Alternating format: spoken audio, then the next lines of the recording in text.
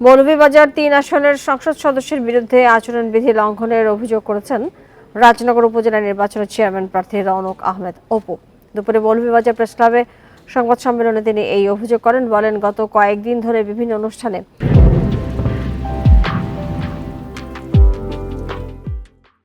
সংসদ সদস্য মোহাম্মদ জিল্লুর রহমান উপস্থিত থেকে শাহজাহান খানের পক্ষে ভোট চাইছেন। এ নিয়ে নির্বাচন কমিশন সচিব এবং জেলা রিটার্নিং কর্মকর্তার কাছে লিখিত অভিযোগ দেওয়ার কথা জানান তিনি।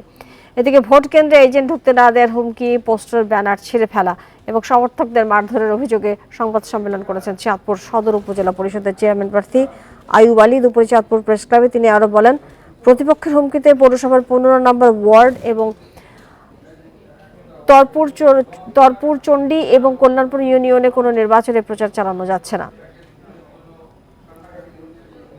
ইউনিয়ন এবং পৌরসভার কয়েকটি ওয়ার্ডে আমার নির্বাচনী প্রচারণা জনসংযোগ করতে গিয়ে আমার কর্মী সমর্থকরা প্রতিনিয়ত বাধা এবং হুমকি সন্ত্রাসী আমরা সম্মুখীন হচ্ছে।